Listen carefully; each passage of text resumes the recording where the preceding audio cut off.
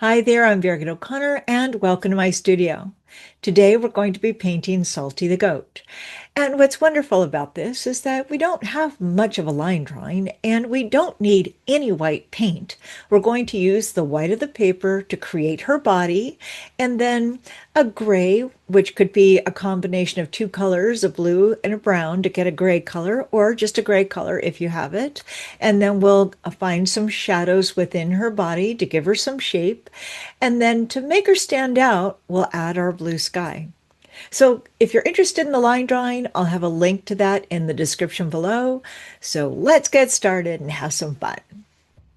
Now for this painting, we'll be doing a little white goat. It's actually my granddaughter's, and it's a white goat, so it can be challenging to paint a white goat on white paper. And so what we'll be focusing on are the shadows, and then we'll get a background in. So we're going to try to keep this really, really simple.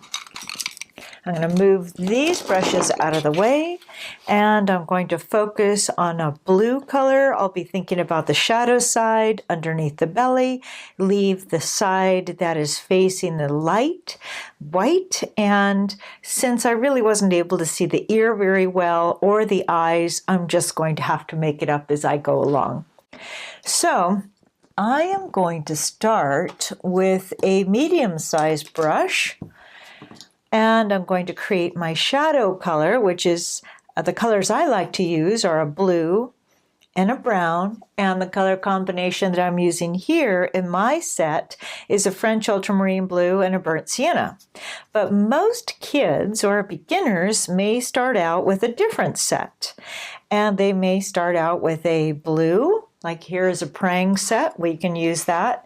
We can use a blue, and we can use maybe a brown. Now you could use a black, but the problem is with a black, let's look at that. I don't like it because I think the black actually kills the painting. It's not very exciting. So we're going to start with these colors right here. And mostly water. We can even take that in, mix it all together. Let's think about our shadow side. I'm going to go along the pencil line like this, even though I really can't see much of our goat. And I'm not going to try to paint every little hair. I'm going along the pencil line and on the belly. And I'm playing with my strokes. I'm going thin and press, something like that. That way we can actually see it. And for our ear, that's more in the shadow. Let's go ahead and get that in. Keep it simple. I haven't actually seen her little goats, so I'm not that familiar with them, but I'm thinking about shadow and light. And we have a little bell around here, so we'll go ahead and put that in.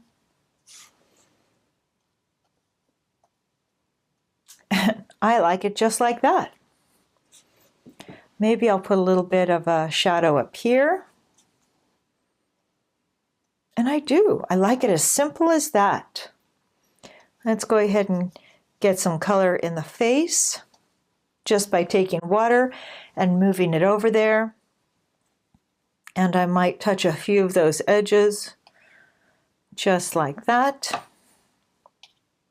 We just need some detail in here, and I think I can do a lot of it with the background. So let's take a look. So I can't really do much in here because it's wet. So we need to let that dry. And then we can get that background in and work on the details. Now the color combination that I'm using is a French ultramarine blue and a burnt sienna. So when I mix those two colors up together, they have a tendency to separate. So that gives me a two-tone effect on my little goat here. If I use this set over here, it doesn't seem to do that. It's still a really nice gray and it works beautifully. It's just a little different. Now, I'm thinking I can leave it like this. I might like to add a few more strokes on top of it. That would be fun. But I think I'll wait for this to dry a little bit. And you can see I've got still some water on there. There's some puddles. And to make it really stand out, let's go ahead and get a background in there. And I could tape the edges, but I think I'm going to go for that looser look that might be a lot of fun. And so this can all dry. I'm taking a big brush. I've got a big fat brush like this, or you can take a mop brush or even a smaller brush, but you'll get the idea. I'm going to go along the back side right here with clean water, just like that, just for fun. I'm not touching the edges of the color. It's just a little different than what I usually do. So let's see if you can see the water on the surface. Maybe you can see how shiny that is. Okay, then I'm going to take my blue. Let's see what that looks like. Okay. Maybe I'll even take this blue, whatever. And let's see what happens. Let's let that move. Oh, I think I like that blue. I think I like how it looks with our white goat. So I'm going to go ahead and bring it down closer to the pencil line. It doesn't have to be perfect. I don't have to go right over everything.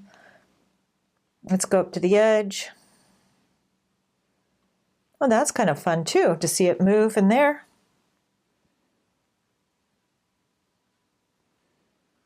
Down here.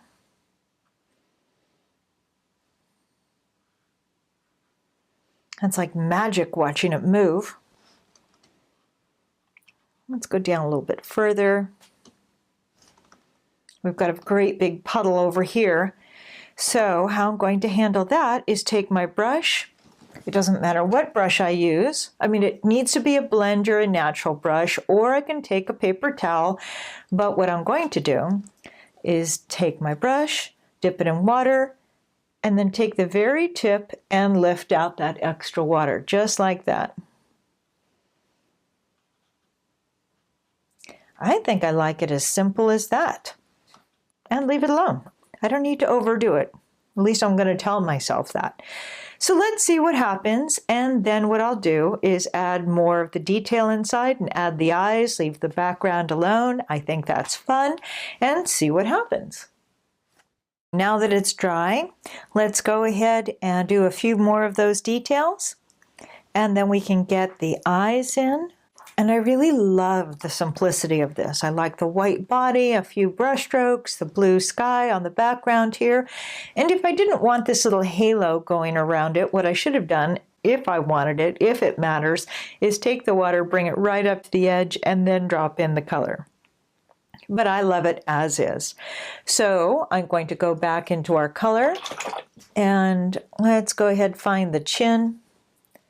I'm just going over the colors that we already have here, maybe a few in the ears, just a little bit, so we can see that I don't want to do too much to it. And what I need to think about is that little face.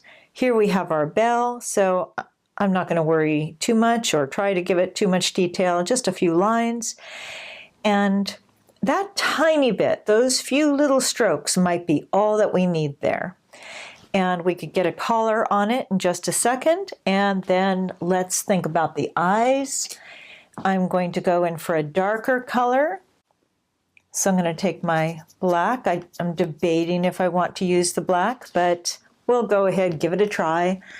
I think everything looks better if I can find a shine, a little tiny white dot inside the eye. That makes it maybe look a tiny bit more friendlier. Maybe we'll bring that down a little bit like that. The nose comes down a tiny bit. We have some lips, just like that. Add a few strokes there. I don't want to get caught up in too many little things. Soften a few of those edges. Maybe get a little pink nose in there. A tiny bit. And that might be all that we really need. Just like that. Now we've got a wonderful little goat. Maybe I'll go just a little bit darker with the eyes. I think that worked out much nicer.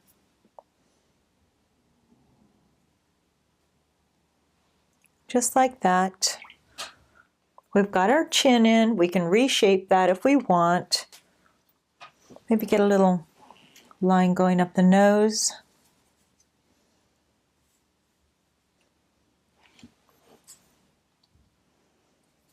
And underneath the chin.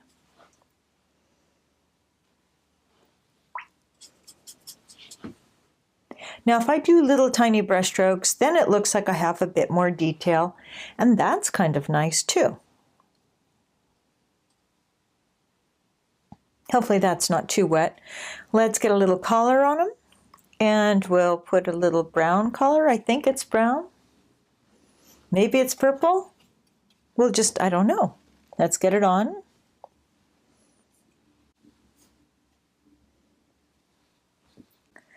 Something like that. Maybe soften it a tiny bit so it doesn't stand out too much. Just like that. And call that done. What fun. Well, thank you for joining me today. I hope you've enjoyed this lesson, and it's really a great way to understand that you don't need to use white paint when it comes to watercolor. Just use the white of the paper. We basically have to think a little backwards, but that's the fun of it. So until next time, have fun and happy painting.